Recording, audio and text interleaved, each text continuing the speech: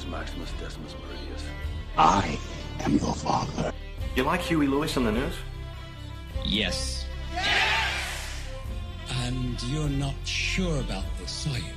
You're gonna die, clown! What's the most you ever lost on a coin toss?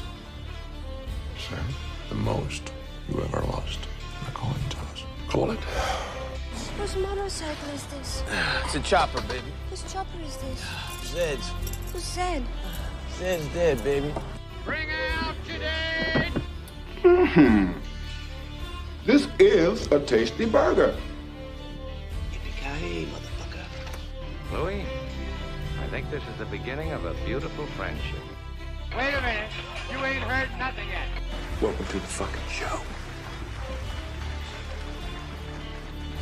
Hello, welcome back to See What Sticks, a podcast about everything and nothing. I'm Russell. I'm Khoogas. I'm Thad. Thad's back for a second week in a row after the bonus episode. Khoogas, introduce yourself. I'm Khoogas McKillian. I'm a strength conditioning coach at the Houston Astros baseball club. And it's my first podcast, so let's do this. Yeah, let's fuck it up. Let's do it. Thad is back by popular demand. Oh, you're too nice, man. Okay, so Khoogas, because you are built like an actual monster, what is your max bench? What's your max bench, squat, and deadlift? Let's go. Yeah. I mean, of all time, I think my max bench was like 365 for like 2 or 3. But I haven't maxed in a while. I don't max for a number of reasons. But max back squat I did, I think 550 for 5. And deadlift, I think probably around 600 something, max deadlift. It's really not that much, but...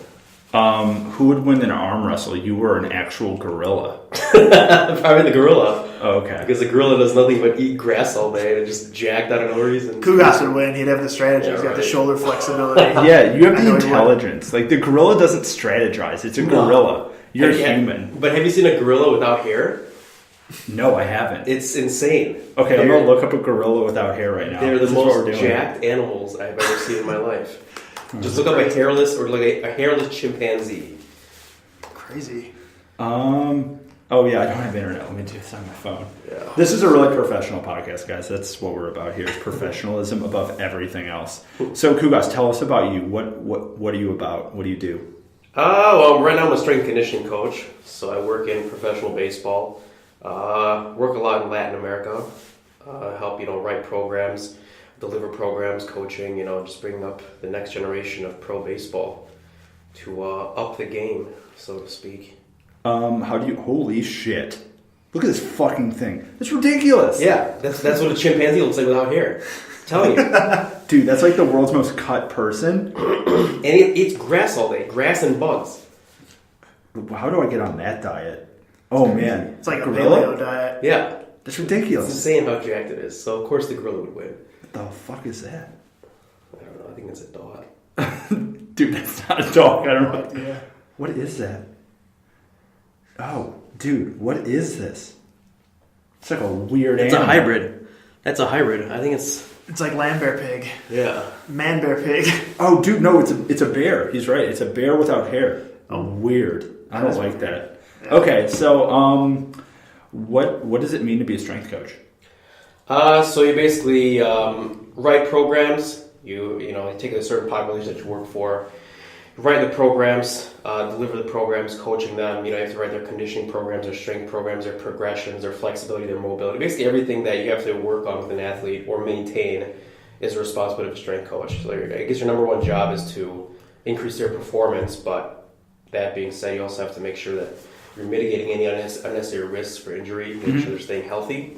Yeah. So that's one way to increase performance, to make sure that they're not getting injured. So it's kind of all-encompassing with strength coaches' duties. Yeah. Do you have a favorite baseball team? Is it the Houston Astros? For sure, it's the Astros. Okay, yeah, cool. The Astros are the most. Yeah, they're the cutting edge. That's the right answer for that question, isn't it? Khoogas has also played rugby, like myself, and yeah, also done boxing, MMA. So he knows exactly what it's like. It's like in our blood to, Yeah, and then they're talking to me who is literally softer than baby shit. So, I mean... No, not at all, 100% outnumbered on this podcast. It's a little intimidating, if I'm going to be honest. I'm skinny as fuck, and these two guys are sitting across from me, and I'm like, oh shit, like, they could actually kill me. It's one of the few times I'm legitimately nervous. I'm like, oh man. You're amongst friends, man. I'm telling you, no worries about that. But I gotta say this though, man. The Houston Astros are recruiting this guy to be their strength coach. I mean, you can see him. He looks like Hercules, for God's sake. You know what I mean? Like a modern day Hercules, modern day gladiator. So I mean, that's why he's in the position he's in. Oh, but, yeah. I mean, he's been 100%. training all over the world. Doing weightlifting, everything like that. Can you bench press Thad? That's the question. For sure. Yes. Oh, okay. Of course. Cool. If there was a video portion of this, that would be the only video. It would just be a loop of you bench pressing him with this audio over it. It'd just be like a repeating GIF. So what is your diet like? Because you're a pretty big guy. It's not as aggressive as it used to be. When I first started weightlifting, it was a lot more. I was probably around 8,000 to 12,000 calories a day. Okay. That was kind of excessive. That's when I was really gaining weight.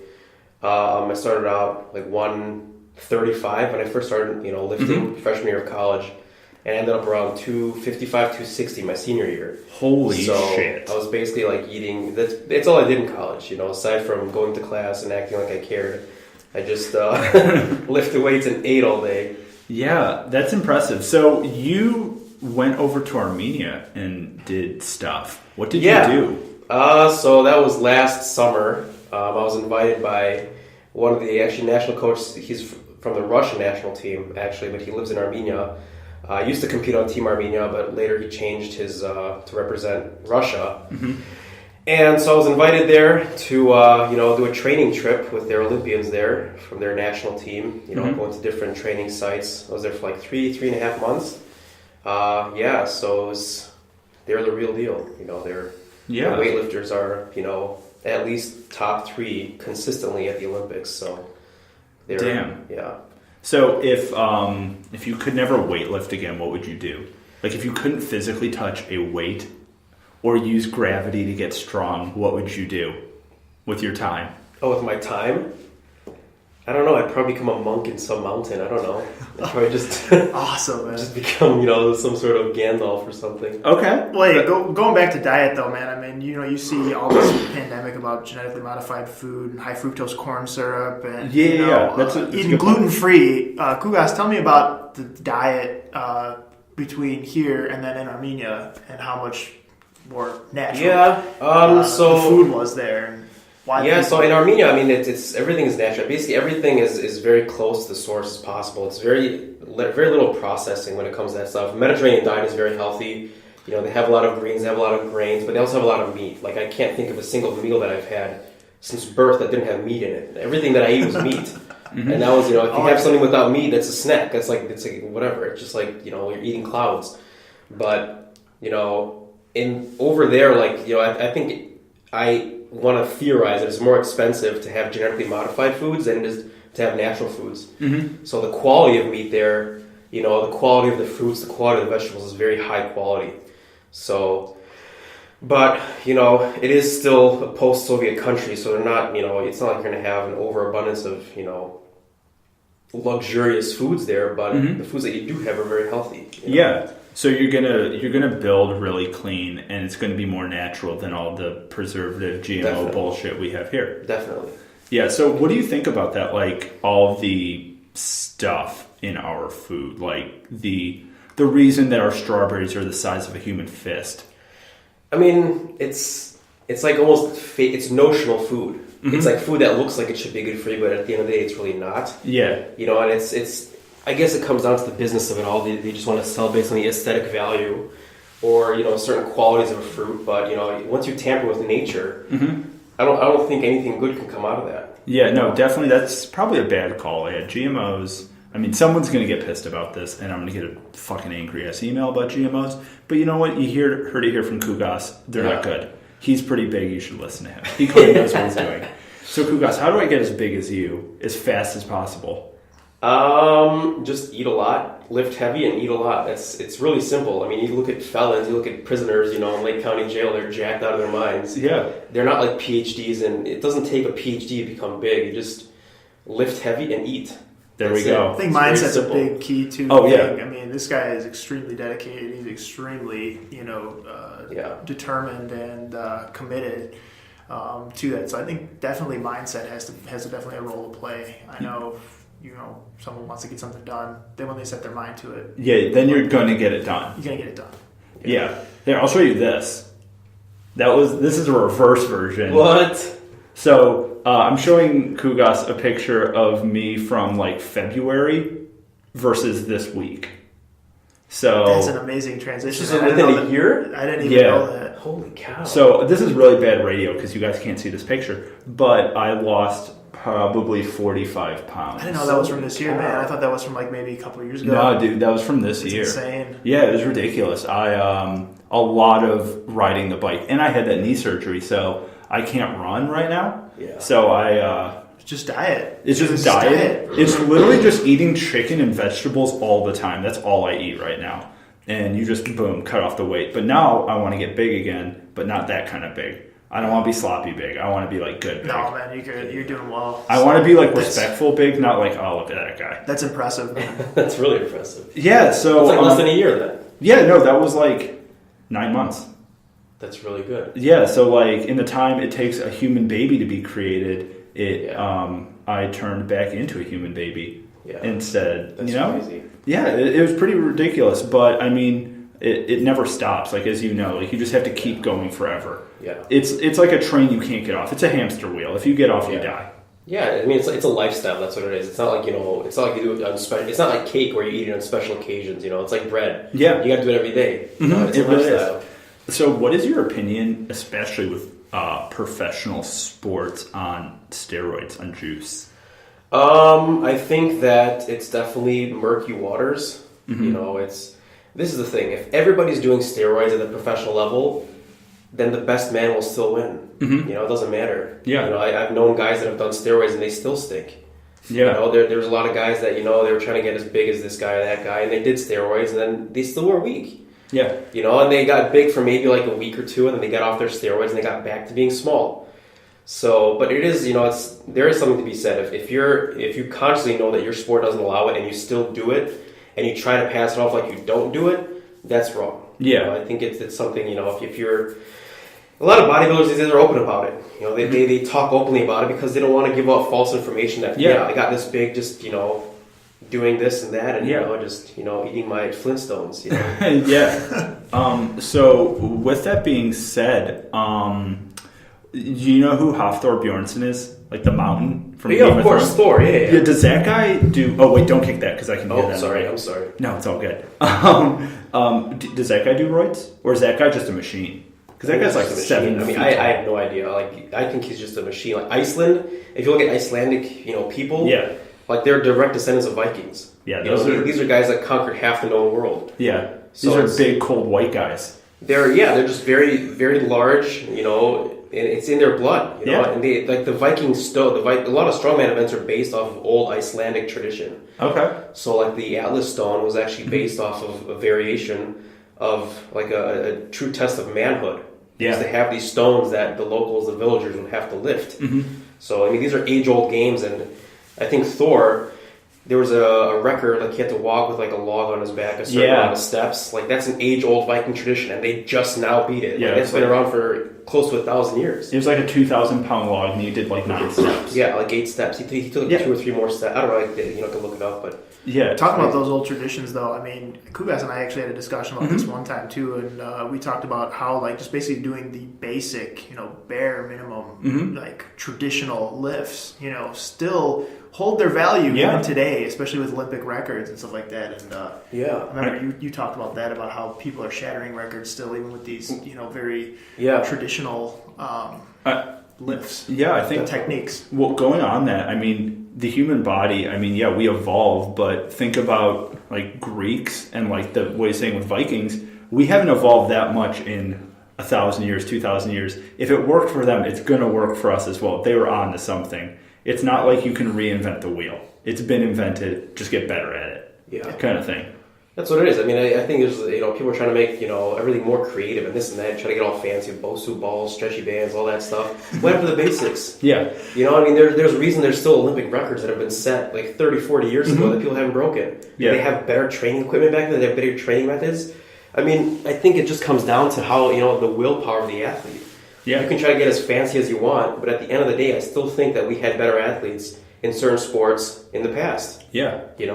Yeah, no, definitely. I think like a lot of it's been watered down with kind of like fluff. You don't need everything else. No. Yeah. I mean, you look at like the training facilities. Like I work in Latin America; it's a third world country. Mm-hmm. These kids come from absolutely nothing. Mm-hmm. They come from like literally poverty. Most of them don't even have a meal or two a day. Dirt floors, no shoes, no clothes. And these guys, Latin Americans, consist of 40% of the MLB. Mm-hmm. 20% of that comes from the Dominican Republic, which is a third world country. They don't have regulation equipment. I've been to most of their gyms there. They have just the bare minimum. And it doesn't take luxury or this and that. I think the focus is being placed on too much of the material goods, this and that. The training techniques. Whereas these kids, like their willpower to actually succeed in this, and their faith in themselves, and just their faith in general. It's honed in to just succeed in the sport. Definitely. And I mean, I think a lot of people, maybe if you haven't seen it, those videos of maybe they're in Latin America, maybe they're in Africa, but it's these two guys, the video kind of went crazy. It's a pipe with these clay molded plates. Yeah. And he's just like lifting it. And I'm sure they have no idea how much that really weighs. Yeah. It could be between 100 and 500 pounds. Yeah. But he's like repping it out like no one's business. And this guy's a monster. Yeah. So it's like, if you're going to do it, do it. It's what it is. It's what it comes down to. I think the more you make excuses like, I don't have regulation barbells. I was at the Olympic facility in Armenia. They don't have regulation barbells for the weightlifting team there. Mm-hmm. Some of them, they have illegal bars. But the majority of facilities in Armenia is post-Soviet. You have like training equipment from 1980. Mm-hmm. And, these guys are still setting records. Yeah. These guys are still, like, you look at the training facility, it's like everything's rusted, this and that. Like, we do, like, our ab work off an old sewer pipe. Mm-hmm. There's no padding, there's nothing, It's like, if you want to get better, you don't need anything. Yeah, you just need, like, determination and your body. That's exactly what it is. And I think it's really interesting, like, when you look at, I think it's the Brazilian soccer team, when they practice with, like, a weighted ball. Yeah. And that's what makes them so good, because you're practicing with a weighted ball on, like, a smaller court or a smaller pitch. Yeah. And then you're going to the normal regulation size. You're going to be a machine out there because you're practicing with something so much heavier and more difficult. Yeah. And when you get to the normal event, you're killing everybody, and that's why it's so good. Yeah, that's what it is. I mean, guys back in the old Olympic days, their training equipment was a lot less supportive. Mm-hmm. Guys in marathon, they didn't have these Nike shoes that that minimize the this and that, and were ergonomic to your foot. They didn't have anything like that. Mm-hmm. Some of these guys ran in like what are the Converse, the Chuck Taylors? Yeah. I mean, like there's barefoot. no support on that. Some guys ran barefoot. Yeah, that's like those Olympic guys who are from like Western Africa. Some of those guys train their whole lives barefoot, and they come to the United States to do like the Chicago Marathon or the New York Marathon. They're wearing these shoes, and they're like, "Oh, this is so easy because I have shoes now." Yeah, and then they like crush everyone else. Yeah, who are like at Equinox Gym trying to train. It's like, bro, you're not going to win a marathon at Equinox. But that's the trend I'm seeing in fitness. I feel like people like nowadays, they just have to have their certain equipment, they have to have their certain music, they have to have their certain pre-workout. Everything has to be in order before they work out. Mm-hmm. Well, I think that's a weakness. I think some days we have lifts, I cut the music. Mm-hmm. I'd say if you need music to motivate yourself to lift, then we got other issues, because that's a weakness. If you depend on your music to get motivated, that's a huge weakness. So I would have lifts, it would just be them. We just hear grunting, we just hear weights clanking. Mm-hmm. I want them to feel that work in their soul. Definitely. I mean, when I think it was like last week, I was just wearing like headphones or like earbuds, and they shorted out halfway through my workout. I'm like, well, fuck, I guess I have to do the rest of this shit silently. Yeah. And you really feel it more because you have to concentrate on your body rather than like listening to the loud ass shit that's blasting in your ears. Exactly. And you really have to be like, holy fuck, I've been here for another 15 minutes. It feels like 5 hours. Yeah. And I think that's what really makes an athlete, when you like strip away all the extraneous stuff. That's just what go it down is. to bare bone, natural. Yeah. And that's like, it's one of those like failures the best teacher. It's like, if you strip everything away, that makes you the best athlete. Exactly, because you have to find for yourself what works for you. Yeah. And it's uncomfortable at first if you've been using headphones, or if you've been using pre-workout for the last 2 years, if you've been using knee wraps, this and that, it's uncomfortable at first. And it's like I feel like the trend is going, we're just avoiding the things that make us uncomfortable. But those are the things that make you grow. Yeah. The uncomfortable zone is the zone that makes you evolve. You know? Yeah, 100%. And I think with that, when I was training down in Mexico, the gym we worked out at was literally a converted like car garage, like a mechanic shop that they put cement down, and there was like heavy bags for weightlifting. There was like tires to do like deadlift with. So it was more like a rack pull than deadlift because they're so much bigger. And then there was like pipes to do like pull-ups or like muscle-ups or whatever, and that's it. Yeah. And there was no mats, there was nothing. So if you're going to do sit-ups, you're doing it on the cement. If you're doing push-ups, you're doing it on the cement. And it's crazy. And you look at Fiji, the national team rugby. Fiji Sevens won the World Cup. They're I mean, everybody's trying to find out what exactly did Fiji do. This is a third world, I don't know if it's third world, but it's definitely not, like a very developed country. It's an island, it's tropical climate. But they won out of nowhere, and you look at their training techniques, they don't have a lot of this regulation stuff. They do, they use old concrete, they use this, they do sand hill sprints. It's very basic, and they don't have the equipment that a lot of teams like England, or New Zealand has. But they still were able to perform at the world stage. Yeah, and I think that's like a real sign of if you want to win, you're going to do it no matter what. And I think it's really funny. I think that you can probably attest this too. I was in New York for like a job interview and a few other things, and I was at a hotel. They didn't have a gym, so I'm like, well, I can't skip my workout. So I went out and rented a city bike and just went 10 miles on there and just did like push-ups and sit-ups in my hotel room until I wanted to cry. And I'm like, I don't have weights, so I got to do something else. Yeah. Or you just go and get like a jug of like a milk jug and fill it up with sand or something. Exactly. And do curls that way. Exactly. And that's the thing. Like that's a lot of the things when I first started lifting. Like my first bench was a toy box. After school, I would come lift and have like these two like old like weights that we had left over from some garage sale, and I didn't even have a bench. I would be basically doing these chest presses on a toy box. I did that for like 3 or 4 years. I'd do 400 push-ups every night. I would just do this and that. I would do crunches. I would just do whatever I had around me. That's what I would use. Yeah. But that's what made the difference. Yeah, all that stuff made the difference because when I finally got a bench. When I finally got a gym membership, it was like nothing. I was like, oh, this is nice. Like now I can really lift. Yeah, definitely. And then you see the preparation was already done. Yeah, like if you at that point. Yeah, if you put yourself through the fire at the beginning, then everything else is like cool from there. Downhill ride from there. Yeah, easy. And his brother is also a really strong guy. He did some sort of competition. He came in first place for like an Illinois bodybuilding competition a few years ago. I mean, these guys are like solid, what I mean? But it's definitely it was Mr. Natural Illinois. Oh, cool. Okay. Bodybuilding show. And for the thumbnail for this podcast, we're going to take a picture of Khoogas, and that's going to be the thumbnail, so people know what we're talking about when we're talking about him. So people get a frame of reference. So we're not just like. Pay attention to this podcast because this is real credibility right here. Yeah, I'll show you why. This is Exhibit A and Exhibit B. 100%. And I think when you said you were training, I'm sure like there's times where it sucks. There's times where it's hard. You don't want to have to like wake up in the cold and like have to get your ass to the gym or get your ass to go work out. What for you and for Thad is the biggest thing? Like, what's your motivator inside? I mean. There's a lot, but I mean, I guess one, some days I would just wake up in the morning, it would be cold outside, and I would take a freezing cold shower. First thing when I woke up, that's like the most uncomfortable thing you could do. I would be under that water for like 20 minutes, and it would be terrible. But you finish that shower, and it didn't kill you. You're not like, it didn't, hurt you in any way. Yeah. But it made you a little tougher. It made you a little tougher for the day, and I would do that almost every morning. I'd go to Lake Michigan in like, February.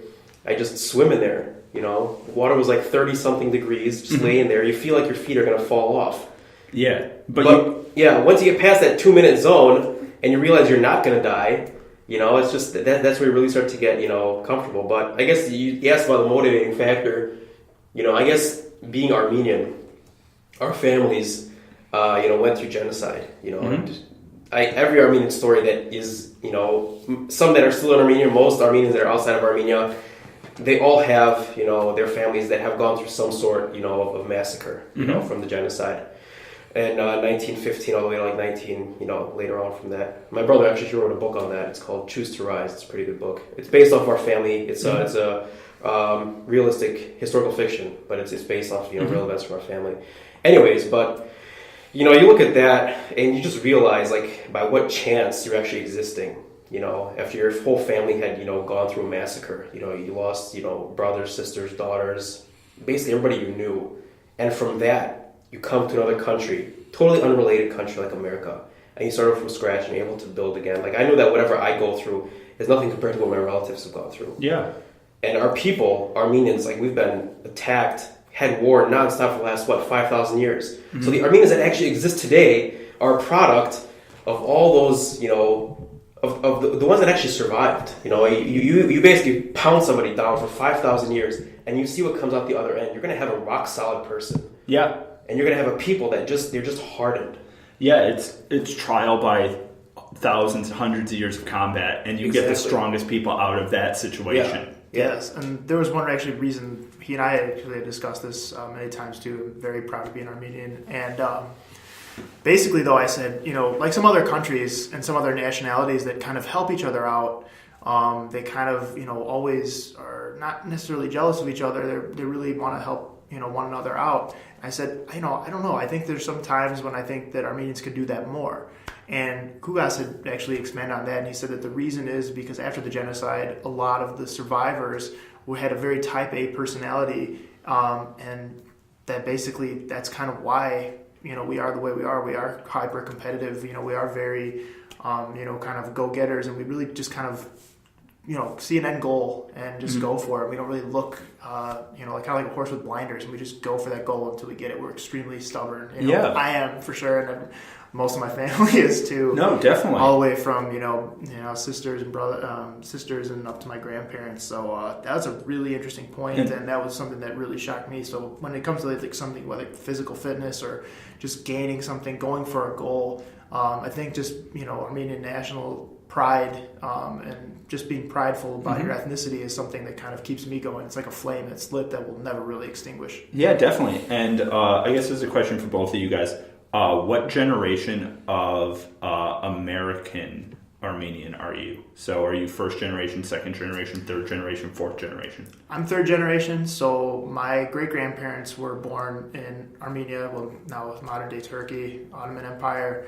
But my grandparents were born here, both sets, and then my parents were also born here. Okay. Yeah, I'm second generation, so my grandparents for actually Armenia, Jordan, and Palestine. So, okay. So after the genocide, they had a lot of Armenians that moved out, obviously, kicked out. So it's very common to see like Armenians from France, Armenians from, Russia.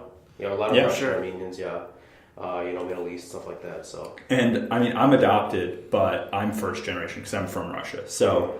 But I guess it counts, but it's not because my parents are like British and Irish, but I'm Russian. So like my parents are both like my mom's like 5'3" and my dad's like 5'9", and I'm 6'4". So there's a little discrepancy in clearly the genetics are not all in the same boat there.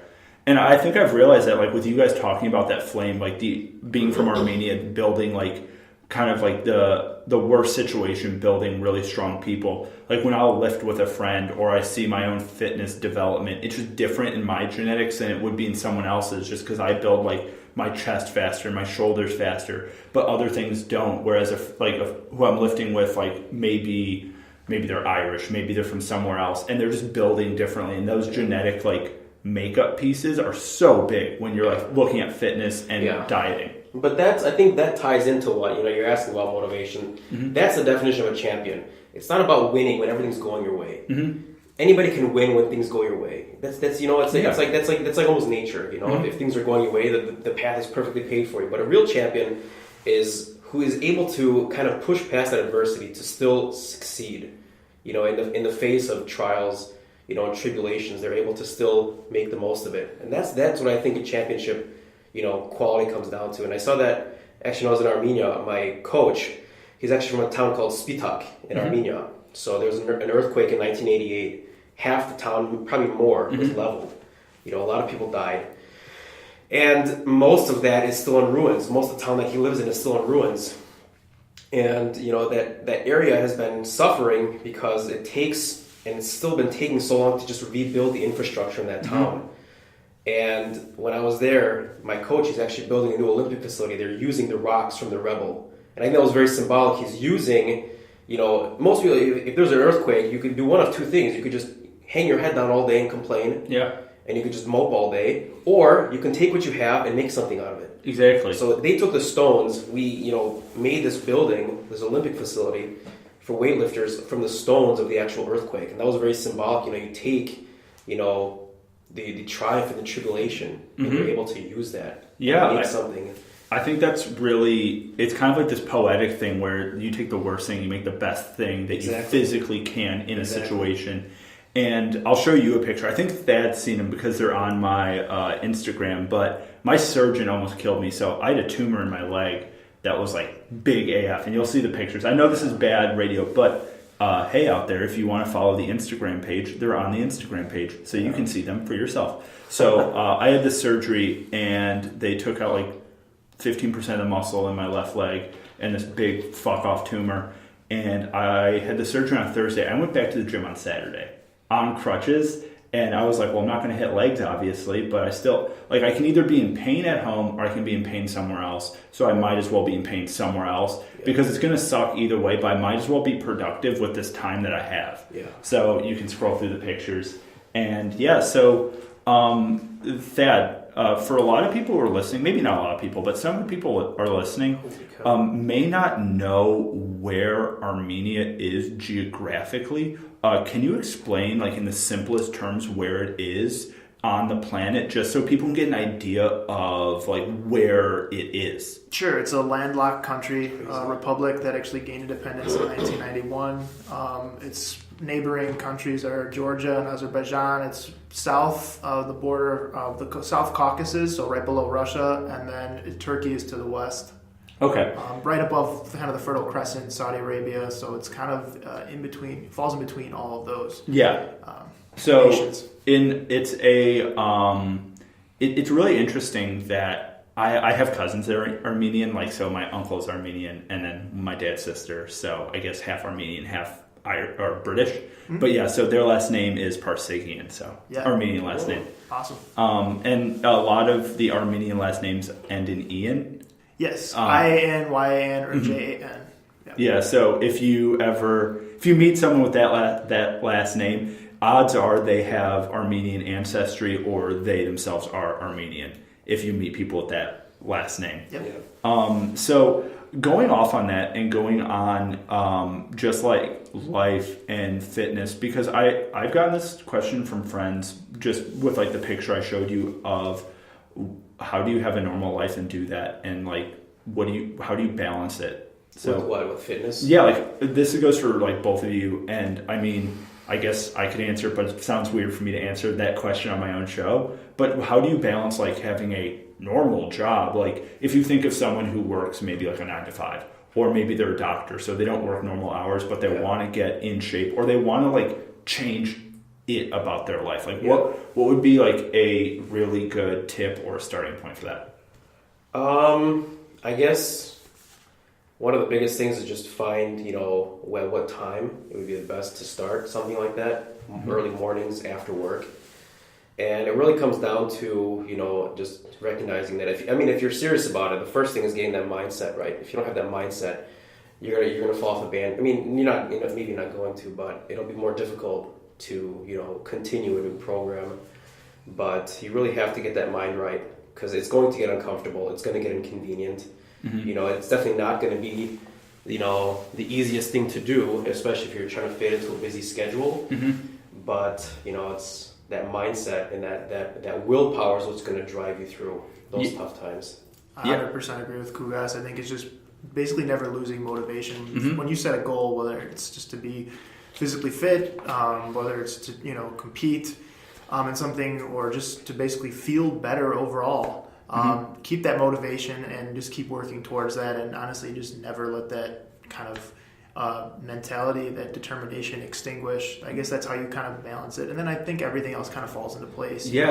And it sucks a lot more than it doesn't suck. I think that's the biggest thing that people have to realize is, even when I'm talking about, I know you guys as well, like 80% of the time, it fucking sucks. It's not like you're in there feeling like a rock star. I mean, when you're done, you have that adrenaline rush and you feel awesome. But it's not like you go into the gym every day or you go for your run or your workout or whatever it is and you're like, fuck yeah. But it's like, God damn it, I know I have to do this and I have to stay dedicated.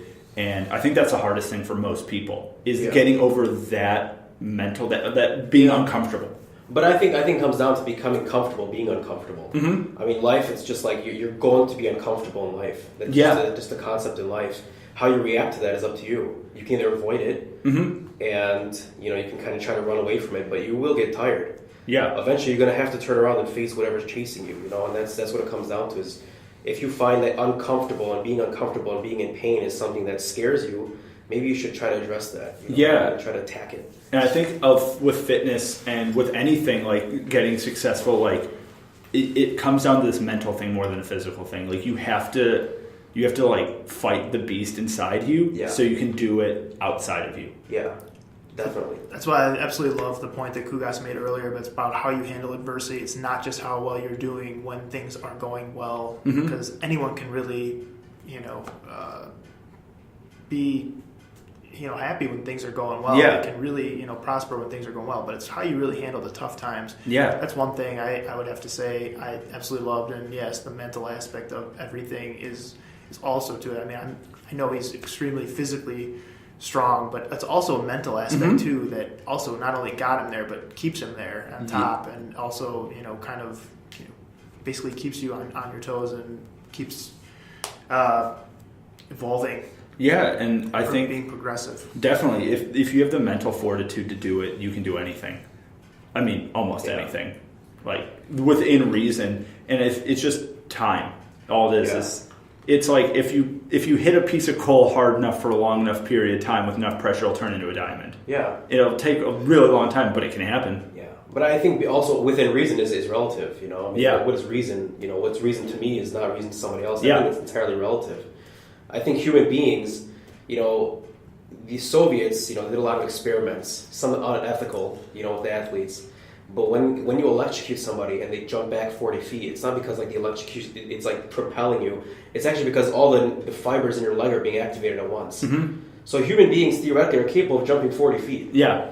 So I think, what's reasonable, I think is relative. And I think that's based off of the current norms that we have now. Yeah. I think people, when they start comparing to other people and they say, well, this is what this guy did, and they try to get a standard in their head of what's possible, what's not possible. But I think that if you just completely think outside the box of what's possible and establish that for yourself, you're going to see amazing things happen. Yeah. If I had no idea how much any weightlifter in the world lifted, and I just lifted, and then after 10 years I come out to public and see how I compared, I think that I would be, or anybody would be, at a very high level. Yeah. Because you don't know what the standard is. I feel like our limitation is what we think is the standard or what other people can do. Yeah, it's definitely perception is reality, and it's one of those things where it's almost like don't look in the mirror all the time. Don't do that because it's only going to make you feel like shit about yourself. So just do it. Like stop thinking about what the universe thinks of you and think about what you think of you. It's like cutting a fart and then not even being able to smell it. Exactly. It is 100% cutting a fart and not even being able to smell it. But I think I have a question for both of you. So let's say you're on the strictest diet possible and you are training like 40 hours a day kind of thing. What's your cheat meal? What do you cheat? What is the ultimate, I'm going to cheat the fuck out of this? I think every one of my meals is a cheat meal. Like I never really, like, I guess when I was bulking, anything just like chicken wings. But I eat that all the time though. Like I eat chicken wings literally every day. I'm not kidding. Yeah. Like I don't think there's anything wrong with that. I'd say like summer sausage, a lot of cheddar, stuff that kind of, is like that holiday food, the holidays coming up and stuff like that. I guess that'd be a good cheat meal. I like those, eating those. I like stuffing. I'll eat a whole bowl of stuffing. Yeah, but you were saying like last time you like cow tongue and cow skull and stuff like that, which is pretty awesome. Okay, that's got to be an acquired taste. Okay, we're going to get into that. Yes, I'm a very adventurous eater. Cheat meal is the cow tongue. Dude, cow tongue and a cow skull. It's rough. Like it's a rough muscle to eat. Dude, cow tongue it has the natural texture of pulled beef if it's boiled. So it's like soft. It's super soft. Because they don't take this part of the tongue. It's underneath is what you're getting. Because you're not going to give someone a fucking cow tongue. It's like this big. It's like 2.5 feet long. It's a cow. So when you're eating a cow tongue, like, for those of you out there who do eat cow tongue, you know what I'm talking about. It's like a delicacy. It's really good in tacos. So what they do, it's the inside underneath part because it's not a cross section. That's not what you're getting. I see. But it's really good. And also, cow, like, head, like cabeza. So good. Like, it's like one of my favorite things. But, so, what is your favorite, what's the most adventurous thing you've ever eaten? The most adventurous thing I've ever eaten. Or the most, like, untraditional thing that most people, like, if you told someone, I've eaten this, they'd be like, what the fuck? Ghost pepper. Oh, you've done that? I've done that. It's a terrible, terrible Did experience. you shit blood?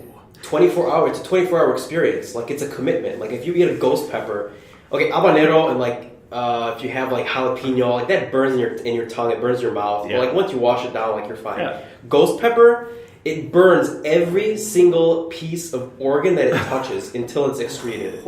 Dude, that's one of those few things that I couldn't do. That's brutal. What about you, Thad? Man, I think I had one time I had it's like alligator sausage. Ooh.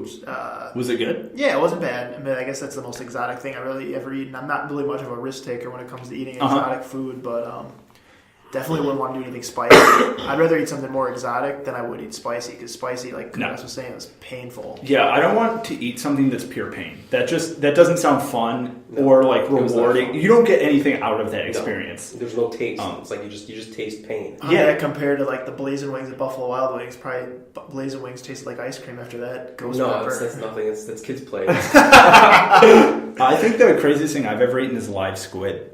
Live squid. Have you ever seen those videos on Facebook where it's a little baby squid and they like cut its head off or cut the top off and they put it in soy sauce and it's still moving because it's technically still alive and you eat it? I've had that. I had that when I was living in Los Angeles. Oh my gosh. Let me tell you, it tastes way better than what you'd think. It tastes like sushi. Because it is sushi though. It is sushi, but it's still alive sushi. Oh my gosh. It's the freshest sushi you will ever have. That's insane. It's the equivalent of going up to a tuna and biting it in its side. That's crazy. That's like super fresh. It's the freshest. That's as organic as you can get, really. Yeah, it was actually really good. It grossed everyone else out, but I thought it was really tasty. And I mean, like, was it still moving when it was inside your stomach? Yeah, it was moving down my throat. Oh my gosh. It stopped. Acid just killed it. It stopped moving right here. So like you could feel it moving here, like up on top of my Adam's apple, and once it moved lower, it stopped. That's crazy. No, most people think that's disgusting and have this whole PETA thing about it. If I get an email about that, I'm not replying to it because it was fucking good. But is there any food you guys don't like? Because there's a few foods that I don't like that people find weird. You know, I mean, it's not like the worst food for you, but it's just cauliflower. I just do not like the smell and the aftertaste of cauliflower. It's just... Dude, cauliflower rice is like my thing. I love cauliflower rice. Man, I know. It's just like when it's steamed, it just kind of leaves like a weird smell in there. It smells like a fart. Yeah. It smells exactly like a fart. And I don't want to eat that. Yeah. Tofu. You don't like tofu? It's like eating texture thing, huh? Yeah, it's like eating nothing. It's like a sponge. It's like eating air. Yeah. I actually don't think I've ever eaten tofu without anything on it, so I don't think I would know what tofu That's tastes missing the like. point, though. It's like, this tofu is great if you put a bunch of garlic salt on it. Yeah. I hate bananas. Really? I fucking hate bananas. If I smell a banana, I'm gonna gag. I hate bananas and I hate cilantro. Cilantro? I eat banana like every morning. It's like one of those things. It's like there's a certain portion of the population that is genetically predisposed to having cilantro taste like soap. I'm one of those people. So there's an enzyme that your body's making or something in your saliva. Just reject that taste or It something. rejects it. So cilantro apparently tastes a lot like parsley. It's kind of sweet. Yeah. To me, it's really bitter and it tastes like soap. Yeah. And it's not something you can describe, but if there's cilantro in food, I'm like, fuck. Yeah. My meal is completely ruined. But I think those are the only things I don't like. And cottage cheese, because it's like... And I don't like kefir. It's like... It's what I assume cum tastes like. It's gross and bitter, and it's like... It's just disgusting. I couldn't... Man. No, cottage cheese is actually really good, though, too. Actually, I don't know. If you mix cottage cheese with flaxseed oil, there's like a lot of health benefits to that. I'm sure. In terms of like preventing certain types of cancers and I think cleaning your internal organs. It's one of those things that tastes so shit, it must be good for you. Yeah. Otherwise, why the fuck would you put yourself through that? Yeah. It's the equivalent of taking ice baths for your mouth. It's like, it has to be good for you. Or ice showers. Yeah, ice showers. I like ice showers, though. Yeah. Like, I have so many back problems because I'm tall. Like, I just always have. Like, hot bath, ice shower, you're done. I feel great. Yeah. I can go run a marathon. Yeah. And, like, it's so nice. And, like, my old roommates thought I was weird for taking ice showers all the time. I'm like, dude, it's so, like, you feel so awake afterwards. Yeah. Like, you can do anything. It's like you just snorted 5 lines of Coke. You're good. I want to know what that feels like. But No, I've never done Coke. I feel like I actually have a heart attack. My heart's definitely... I also have epilepsy. It would give me a seizure that would literally kill me. Yeah. So, for all those of you out there, don't do Coke. Yeah, Take it from someone who's never done cocaine. I was actually... Stay in school, kids. Yeah, stay in school. Don't do Coke. That's that's our PSA for this episode. Yeah. I was at a party recently down at Purdue. I think I was telling Thad about it. There was a kid there who my buddy and I were like, this kid's on Coke. And he kept going upstairs every like 5 minutes and came back and he was just so hype. And I'm like, this fucking kid is so coked out. And he just kept being like, what's up, dude? What's up? And just give me high fives. I'm like, get the fuck away from me. Like I will give you money to buy more Coke if you don't fucking talk to me anymore. Like, I don't want you in my face. It's terrible. And the party was just a bunch of dudes. It was like 12 guys doing like Fortnite dances.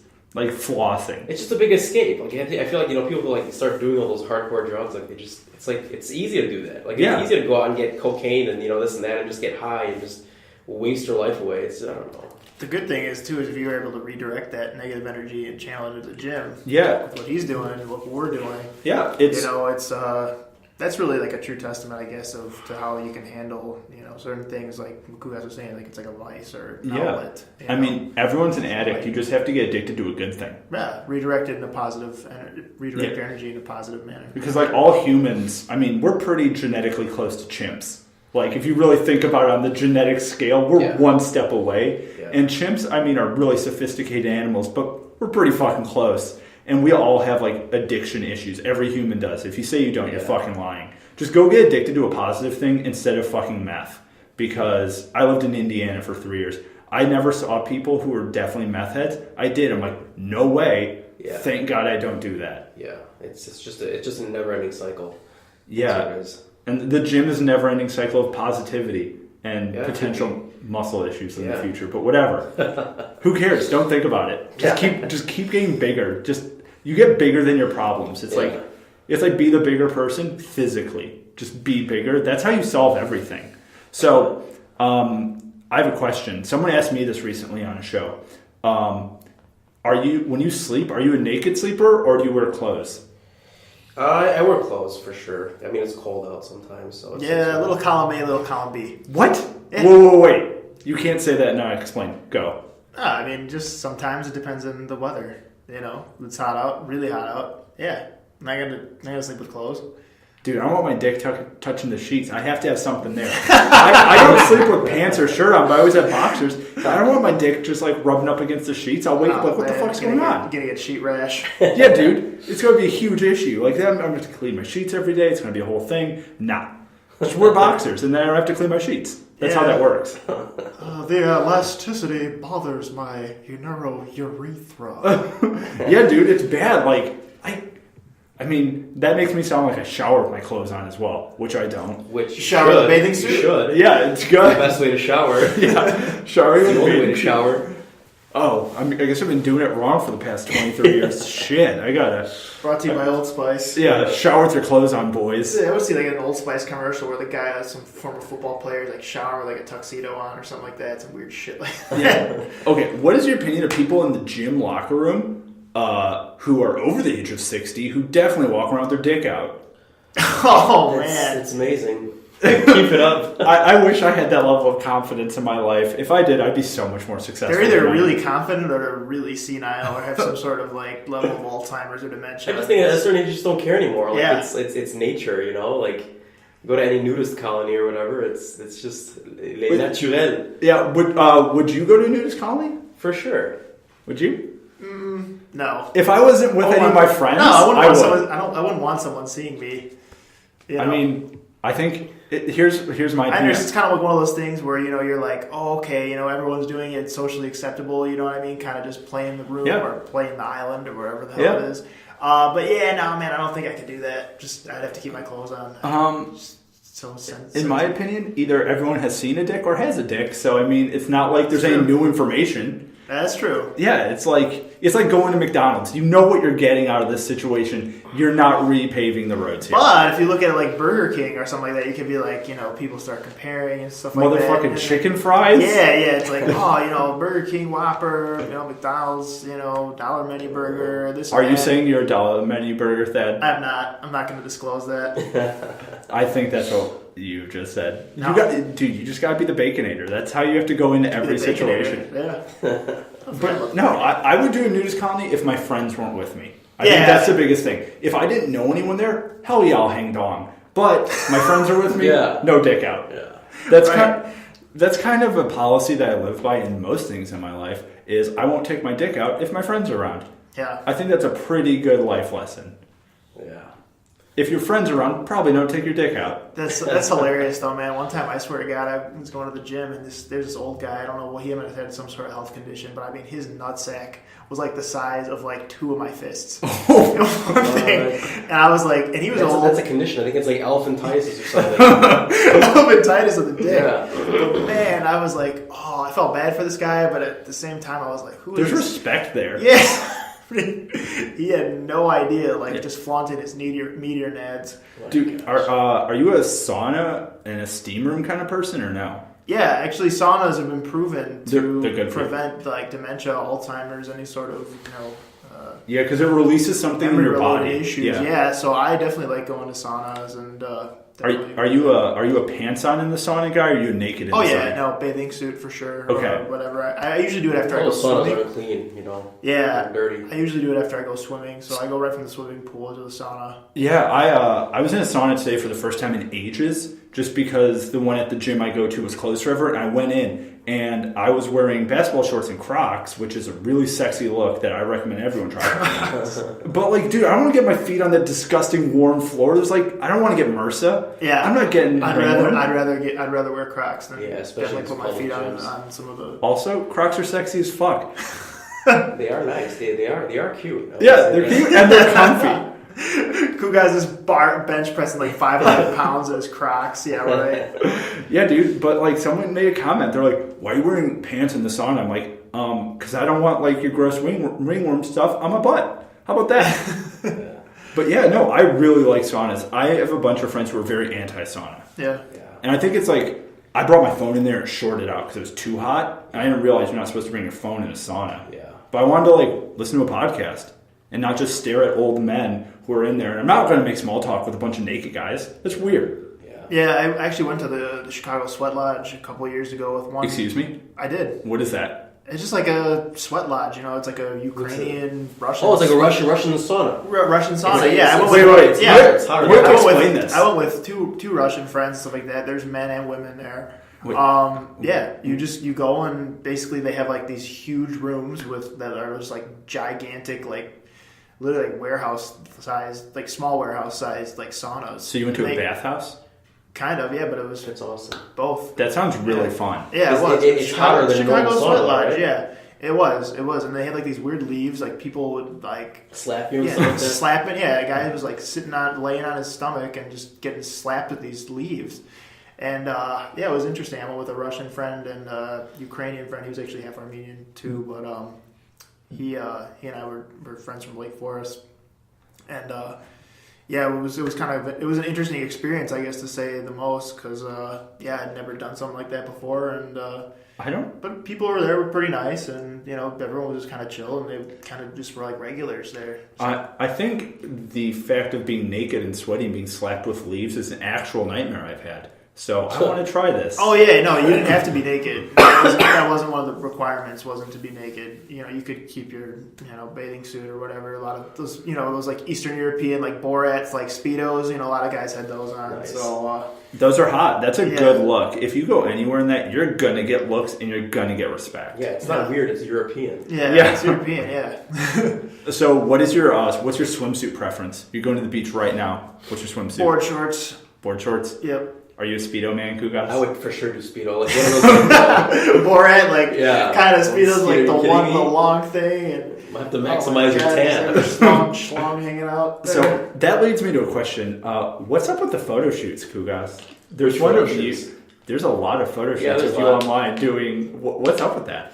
Which ones? There's one of you. Okay, we're gonna go on your Instagram right Their now. awesomeness, like literally the ones where he's like the Spartan or and there's one of Wolverine or something like that. Like it's fucking badass because he actually literally looks like the actual character from the movie. No, you're bigger than that. Let's go find one. Yeah, Hugh Jackman.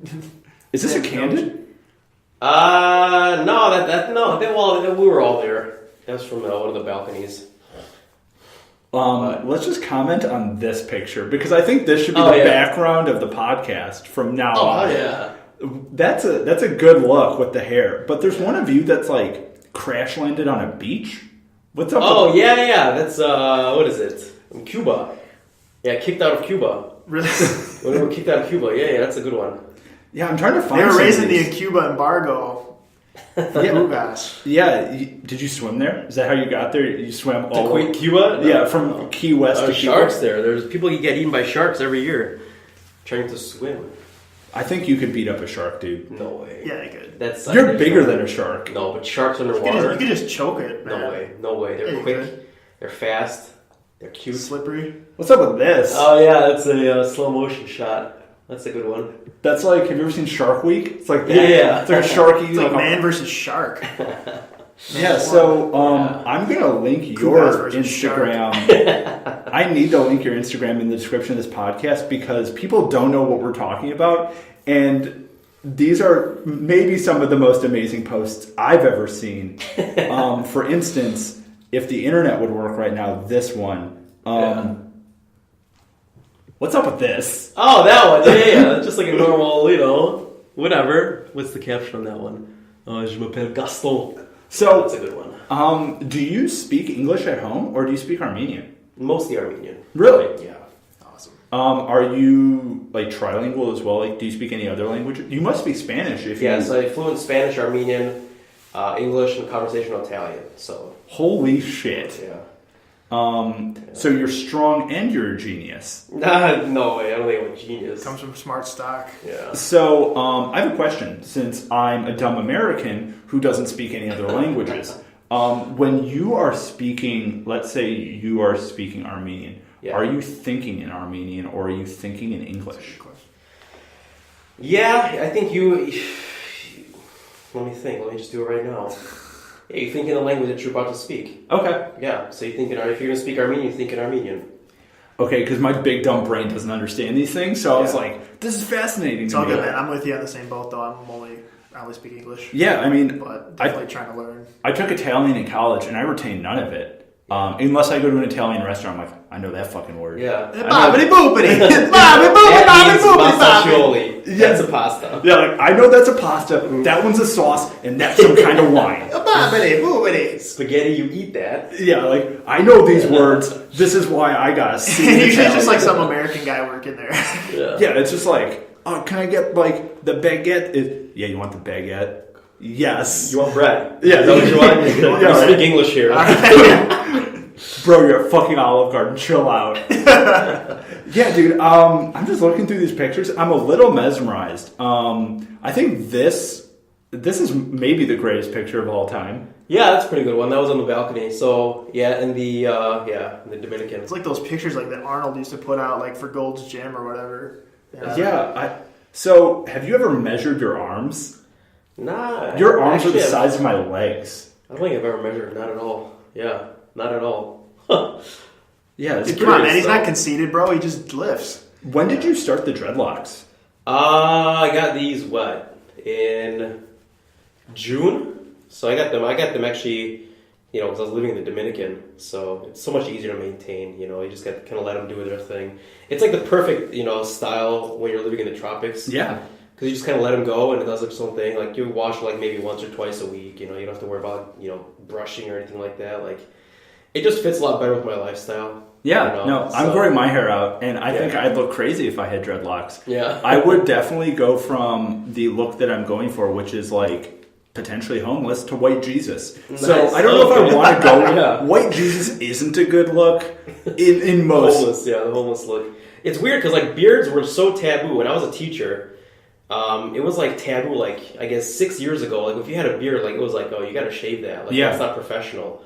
Now, if you go to like some of the schools, like every single teacher's got a beard. Really? You know, yeah. Like at least the schools that I've worked at, but it's.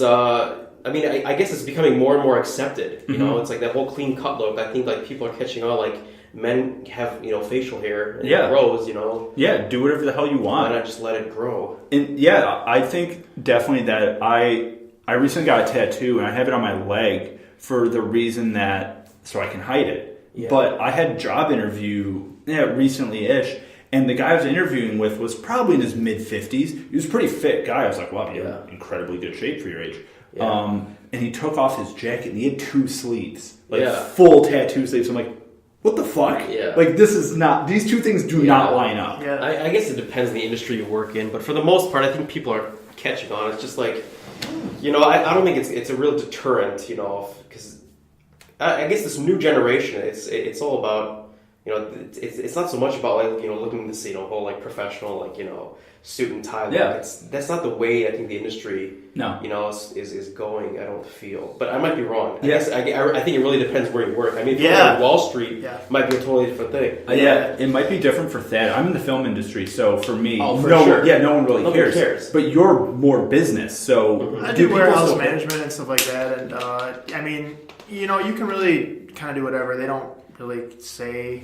There's not like a specific, requirement for facial hair or not. Even when I had like a corporate job, there wasn't really a specific thing. Like some companies just care about if you can make money for them. If you can, I mean that's really sometimes the culture at some companies. Other companies are more conservative, maybe some more liberal that don't really care. But I think at the bottom line is if you're making money for them, it doesn't matter if you're like, an IT guy that's like literally hasn't showered for like 4 days. It's like 400 pounds. Like if you're doing good work for them, they don't care, and that's kind of cool. So I mean, I kind of think that society's going in the right direction with that because it's like, look, if the guy can do his job, like let him do his job. As long as he's doing it effectively, he's being courteous, and as long as he's doing, a good job. Yeah, people come in all different shapes and sizes. So like, if they're a smart person, why the fuck does it matter? Right. What they wear or what they're like choose to put on them or not put on them. Yeah. I mean, within reason. I mean, I'm in the film industry. I mean, on set, you kind of just have to wear long pants and shoes, but I can wear jeans. Yeah, like there's dress codes, this and that. But I mean, at the end of the day, it's like, if you have an employer that's going to judge your work ethic based on how you look, you probably wouldn't be happy working for that guy. Yeah, exactly. And I mean, I think that's one of those things that those people who I think still have that mindset, one, are in the minority now, and two, they're probably 75 years old, so they won't be around for that much longer. So you don't have to worry about that. But yeah, in the nicest way possible. But so, do you have any other things to say before we're done, Khoogas and Thad? No, I mean, I think we covered everything. I think we covered most of it. Yeah, I think we had. It was great being on here. Yeah. So, do you want me to post your social media links in the link of this podcast? Go for it. Okay. Cool. So the links to all of Khoogas's and Thad's information will be in the description of the podcast. We do have a website for the podcast now, which will also be linked in the description. If you want to get in touch with the podcast, we do have an email address, a Facebook account, Instagram, and Twitter. So please hit me up or my co-host Ben for any personal communication with us. Like I do like answering stuff, and I've been thinking about doing it. I don't know. Maybe you guys will think this is a bad idea. Potentially having someone who's like a fan or a listener of the show on the show. Do you think that's a very bad idea or a very good idea? It depends on what fan. I mean, yeah, it depends who you get. I guess it'll be it's like a blind date. Yeah, exactly. Like meet me at the train station and see who you get. Yeah, I think it'd be fun. Yeah, it'd be fun. It'll be fun. Bring a knife just in case. You don't know what you're gonna pick up. I'll bring you and Thad. And the guy will just be like, "Who are these guys?" I'm like, "It doesn't matter." Just making sure everything is cool and copacetic on the show. Yeah. brothers. Yeah, it's like they're with me. So don't play any fucking funny business here. Yeah. But yeah, so thank you for being on the show. Thank you for listening. This is a little bit different episode again. I think this is only my second episode ever. The Armenian Hour. Yeah, the Armenian Hour. Yeah. That's what I'll call this episode. Cool. But yeah, thank you so much for listening. This is See What Sticks, a podcast about everything and nothing. I'm Russell. I'm Khoogas. I'm Thad. Thank you so much and have a great day. Till next time. Later.